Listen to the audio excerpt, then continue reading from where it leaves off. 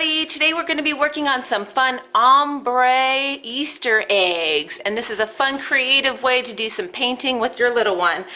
And the only thing you need for this craft is white paint with one single color to mix in, an egg template, which I'll leave a link to below, an extra piece of cardstock, a foam brush, a pair of scissors, and I do have a craft stick that I'll be using for stirring purposes.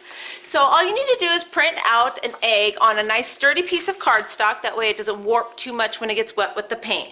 We're going to use our second piece, and this is just a scratch paper piece. As long as you have a nice straight edge on it, you'll be good to go. We're going to just begin at the top of our egg by placing our piece of paper down. This will help kind of protect the rest of the egg while they're working on their painting.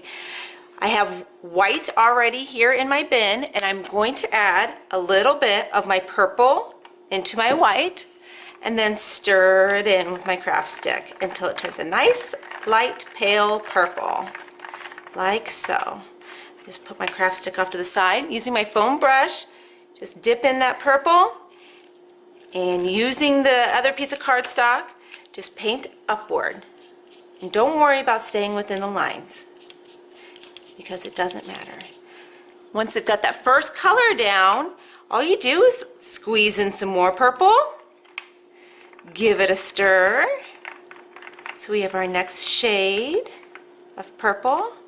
Slide the paper down a little ways, and if you have an extra piece of scratch paper you can, or if you've got a place off to the side, maybe dab off a little bit of your extra paint, go in and get your next shade of purple and just add below, like so. And depending on the age of the children you're working with is how many stripes and shades of purple or whatever color you're using you're going to want to do.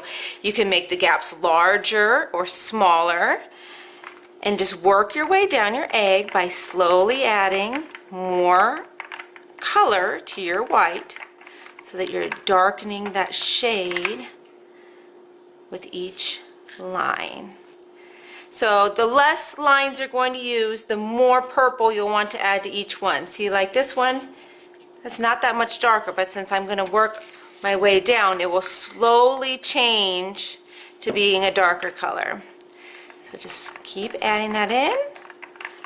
And I'm going to continue this process while I'm going here, and we'll speed it up a bit so you don't have to watch each and every layer going.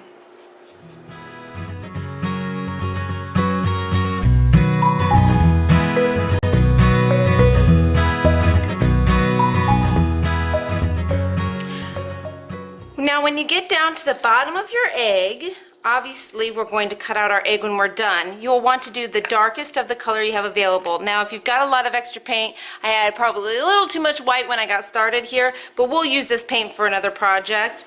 You can go in and instead just take a little dab of the original color right onto your foam brush and complete the bottom part of your egg. So it's the darkest color at the bottom. And you don't have to worry about it blending in with too much white, like so.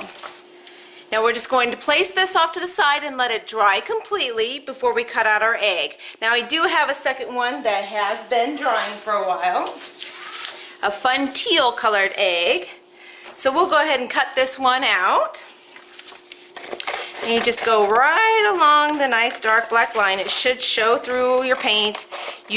Depending on how much paint your little one uses, you may or may not have white stripes in between each level, but having that little piece of paper there will definitely help keep the colors from merging completely, and you should still have this fun, pretty ombre effect when you're all finished with your project.